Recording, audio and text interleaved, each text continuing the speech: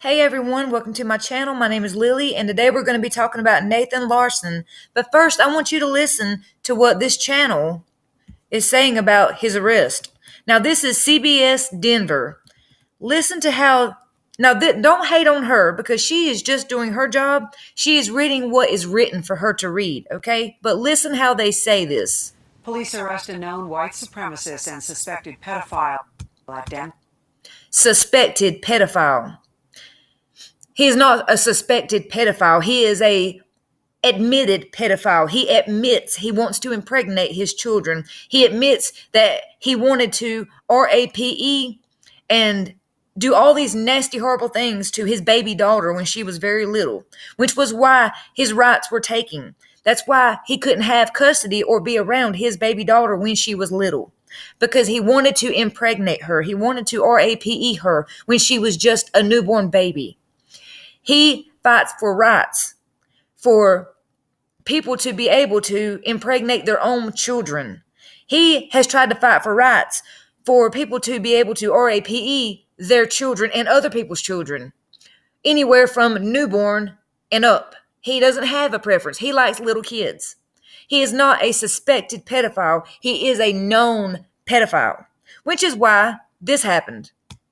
Denver International Airport. 40-year-old Nathan Larson was traveling from Fresno, California to his home in Virginia with a 12-year-old girl. Fresno authorities say the girl was reported missing on the 14th and that Larson had convinced her to leave her home in the middle of the night to go with him. Police arrested Larson during his layover at DIA on the 14th. He faces felony charges, including kidnapping and... Now let me ask you this. He's already been arrested for threatening the president.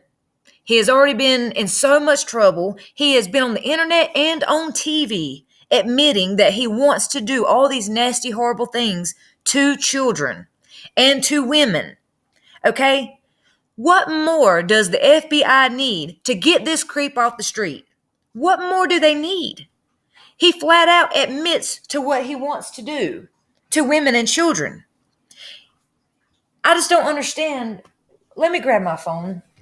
Okay, we're going to talk about this person right here for just a moment.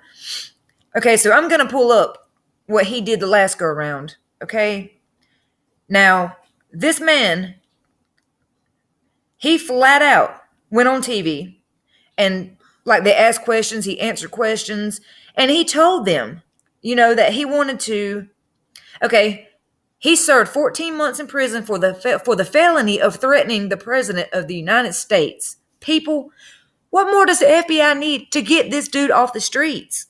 This is why people reoffend, because they only get a slap on the wrist. Then they put them right back out on our streets and they end up RAPing somebody, They end up doing something worse and something more worse until they do something really, really bad, which is taking somebody's life.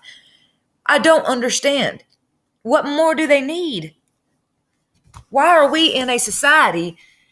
Why do we have a judicial system that has to give so many warnings to one person? Why? I don't understand that. Why do we have to keep wiping this guy's butt for him? I don't get it. But then if I get caught selling weed, I could get 50 years. This is what doesn't make any sense. Nathan Peter Larson is an American. Oh my gosh. Oh, I'm getting annoyed right now because I just can't believe it actually says he's a politician. That's what this says. Sorry, it caught my attention and it really annoyed me right then. I don't know if you can see that or not from there, but if you go on Wikipedia, it actually says Nathan Larson, and then it has politician under his name. Like, this man is really a politician, people. Come on. Larson was arrested for the planning to kidnap a 12-year-old girl. For the planning, he did. He did kidnap and take the 12-year-old girl. I mean, dude. Okay, here's more. Larson is from Charlottesville. As of June 2018, he lived with his parents. He admitted to RAPing his ex-spouse, okay, who was transgender and committed suicide after the birth of their daughter. In November of 2015, a jury in Colorado denied him custody.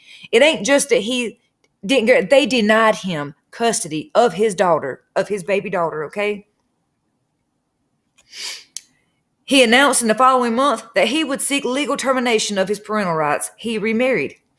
December 14th, 2020, he was arrested in Denver, Colorado on felony charges of kidnapping, child abduction, soliciting child pornography from a minor, and meeting a child for the intention of sex, along with the misdemeanor charge of harboring a minor. The charges were in relation to an alleged plot to kidnap the 12-year-old girl from California. He convinced the victim to send him inappropriate images of herself, leave her home, fly back with him to Virginia. Authorities intercepted Larson and the girl while they were in Denver for a layover. Could you imagine finding out that your child was with this person? Of all the people. Could you imagine waking up and being like, where's our daughter at? And then she's with Nathan Larson? Do you know what kind of stress and of anger and worry and stress that would be on parents to know that their child was with this guy, a known rapist? That's what he does. He admits to doing it.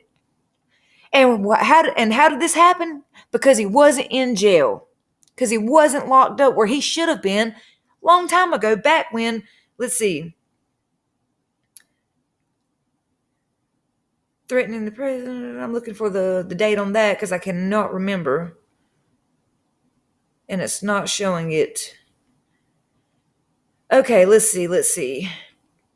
They're not showing that part. Let me find this. And what's crazier is he ran for Congress in Virginia's 1st Congress district. He received less than 2% of the vote. Okay, I got it now. In 2009, he pled guilty to sending a letter in December of 2008 to the United States Secret Service threatening to kill the president. At the time was George Bush, and president-elect was Barack Obama.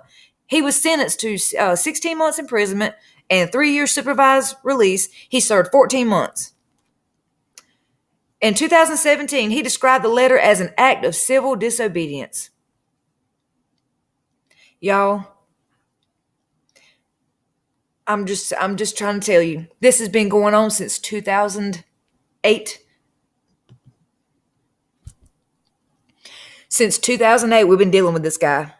He threatened the president. This joker right here threatened the president, and he got 14 months. He wrote a physical letter to the Secret Service. He didn't just write it to you or me. He sent it to the Secret Service, and he threatened the president. They put him back out on our streets. He tells a news crew he wants to impregnate his baby. He tells other people he's running for Congress because he thinks that men should be able to rape anybody's child along with their own, and they should be able to do incest with their own children, and that women have no place to disobey them. You know what I'm saying? My mind is blown. This 12-year-old, this shouldn't have even happened because he should have been in jail. He should have never gotten out. How many second, third, fifth, 10th, 11th chances do we need to give these people? Especially when they're looking you in your eye, telling you what they're going to do. He told them he was going and wanted to do this stuff. I just don't get it. What are your thoughts?